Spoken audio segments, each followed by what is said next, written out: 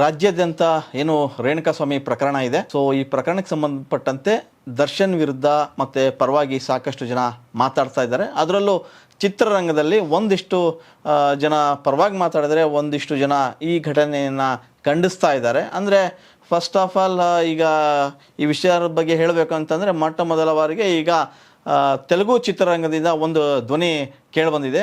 ಅಲ್ಲಿ ತೆಲುಗು ಚಿತ್ರರಂಗದ ನಟ, ಯುವ ನಟ ನಾಗಶೌರ್ಯ ಅವರೇನಿದ್ದಾರೆ, ಅವರು ಒಂದು ತಮ್ಮ ಇನ್ಸ್ಟಾಗ್ರಾಮದಲ್ಲೇ ಒಂದು ಪೋಸ್ಟ್ ಹಾಕಿದ್ದಾರೆ. ಅಂದರೆ ದರ್ಶನ್ ಏನು ಈ ಕೊಲೆ ಪ್ರಕರಣ ಇದೆ, ಆ ಪ್ರಕರಣಕ್ಕೆ ಸಂಬಂಧಪಟ್ಟಂತೆ ದರ್ಶನ್ ಅವರು ಈಗೇನು ಜೈಲಲ್ಲಿದ್ದಾರೆ, ಆ ವಿಚಾರಕ್ಕೆ ಸಂಬಂಧಪಟ್ಟಂತೆ ನಾಗಶೌರ್ಯ ಅವರು ಒಂದು ಭಾವನಾತ್ಮಕವಾಗಿ ಒಂದು ಪೋಸ್ಟನ್ನು ಹಾಕಿದ್ದಾರೆ. ಸೊ ಏನು ಅಂತಂದರೆ ದರ್ಶನ್ ಕುರಿತಾದಂಥ ಒಂದು ಹೇಳಿಕೆಯನ್ನು ಅಲ್ಲಿ ಹಾಕಿದ್ದಾರೆ. ಸೊ ಅವರು ಏನು ಬರೆದಿದ್ದಾರೆ ಅಂತಂದರೆ, ಅಣ್ಣ ಈ ಪೋಸ್ಟ್ ಹಾಕಲಿಕ್ಕೆ ನನಗೆ ತುಂಬ ಏನೋ ನೋವಾಗ್ತದೆ. ಅಲ್ಲಿಗೂ ಈ ಘಟನೆ ಏನಿದೆ, ಈ ಘಟನೆಗೆ ಸಂಬಂಧಪಟ್ಟಂಗೆ ಯಾರೂ ಕೂಡ ಅಣ್ಣನ ಮನಸ್ಸನ್ನು ನೋಯಿಸ್ಬೇಡಿ. ಸೊ ನ್ಯಾಯಾಲಯದಲ್ಲಿ ಪ್ರಕರಣ ಇನ್ನೂ ದಾಖಲಾಗಿದೆ, ನಡೀತಾ ಇದೆ. ಸೊ ಅಲ್ಲಿಂದ ಅವರು ನಿರಪರಾಧಿಯಾಗಿ ಹೊರಗೆ ಬರ್ತಾರೆ ಅನ್ನೋ ನನಗೆ ಸಂಪೂರ್ಣವಾದಂಥ ನಂಬಿಕೆ ಇದೆ. ಸೊ ಅದರಲ್ಲೂ ದರ್ಶನ್ ಅಣ್ಣ ಅವರು ಏನು ಅಂತ ಎಲ್ರಿಗೂ ಗೊತ್ತು. ಅವರಿಗೆ ಏನು ತುಂಬ ಹತ್ತಿರ ಇದ್ದಾರೆ, ಅವರ ಹತ್ತಿರ ಇರ್ತಕ್ಕಂಥವ್ರಿಗೆ ಮಾತ್ರ ದರ್ಶನ್ ಏನು ಎಂಬುದು ಗೊತ್ತು. ಅದರಲ್ಲೂ ಅವರು ಈ ರೀತಿಯಾದಂಥ ಘಟನೆಯಲ್ಲಿ ಏನು ಇನ್ವಾಲ್ವ್ ಆಗಿದ್ದಾರೆ ಅನ್ನೋದು ನನಗೆ ಕೇಳೋಕ್ಕೆ ಆಗ್ತಾ ಇಲ್ಲ. ಸೊ ಅದೊಂದು ರೀತಿಯ ನನಗೆ ಬೇಸರ ಆಗ್ತಾಯಿದೆ. ಆದರೂ ಕೂಡ ದರ್ಶನ್ ಅವರ ಏನು ಈ ಪ್ರಕರಣ ಇದೆ, ಈ ಪ್ರಕರಣದಿಂದ ಅವರು ಹೊರಗೆ ಬರ್ತಾರೆ.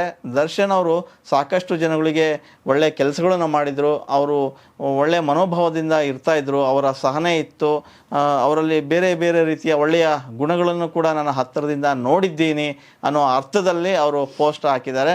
ಸೊ ಈ ನಿಟ್ಟಿನಲ್ಲಿ ಯಾರೇ ಆಗಲಿ ಅವರ ಏನು ರೇಣುಕಾಸ್ವಾಮಿ ಇದ್ದಾರೆ, ರೇಣುಕಾಸ್ವಾಮಿ ಅವರ ಮನೆಗೆ ಅಂದರೆ ಅವರ ಕುಟುಂಬಕ್ಕೆ ಅವರ ಸಾವನ್ನ ಬರೆಸುವಂಥ ಶಕ್ತಿ ನೀಡಲಿ ಅನ್ನೋ ಅರ್ಥದಲ್ಲೂ ಕೂಡ ಅವರು ಸಾಂತ್ವನ ಹೇಳಿದ್ದಾರೆ.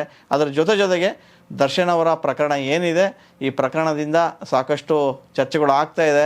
ದರ್ಶನ್ ಆ ರೀತಿ ಅಲ್ಲ ಅನ್ನೋದ್ರ ಮಾತಾಡುವಂತೆ ಹೇಳೋದ್ರ ಮೂಲಕ ಅವರು ದರ್ಶನ್ ಪರವಾಗಿ ನಿಂತಿದ್ದಾರೆ. ಸೊ ಒಂದಿಷ್ಟು ಕನ್ನಡ ಚಿತ್ರರಂಗದಲ್ಲೂ ಕೂಡ ಅವ್ರ ಪರವಾಗಿ ನಿಂತಿರೋ ಉದಾಹರಣೆಗಳು ಇತ್ತೀಚೆಗೆ ಕಾಣ್ತಾ ಇದೆ. ಅಂದರೆ ನಟಿ ಭಾವನಾ ಕೂಡ ಅವರು ಏನು ಮೊನ್ನೆ ಒಂದು ಹೇಳಿಕೆನ ನೀಡಿದರು, ನಾನು ದರ್ಶನ್ ಪರವಾಗಿ ಇರ್ತೀನಿ, ಅವ್ರಿಗೆ ಬೆಂಬಲ ಸೂಚಿಸ್ತೀನಿ ಅನ್ನೋ ಅರ್ಥದಲ್ಲಿ ಭಾವನಾ ಹೇಳಿದರು.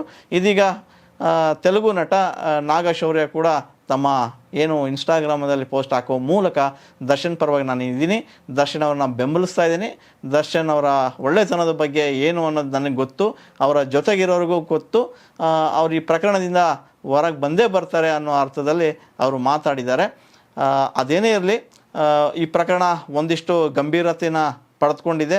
ಸೊ ಈ ಹಿನ್ನೆಲೆಯಲ್ಲಿ ನ್ಯಾಯಾಲಯ ಕೂಡ ಜುಲೈ 4ರವರೆಗೆ ಅವ್ರನ್ನ ನ್ಯಾಯಾಲಯಕ್ಕೆ ಒಪ್ಪಿಸಿದೆ. ಸೊ ಅದಾದ ನಂತರ ಇನ್ನಷ್ಟು ಮಾಹಿತಿಗಳು ಹೊರಬರಬೇಕಾಗಿದೆ. ಹೊರ ಬಂದ ನಂತರ ಯಾರು ನಿರಪರಾಧಿ, ಯಾರು ಅಪರಾಧಿಗಳು ಅನ್ನೋದು ಕೂಡ ಗೊತ್ತಾಗುತ್ತೆ. ಅಲ್ಲಿವರೆಗೂ ಕಾದು ನೋಡಬೇಕು.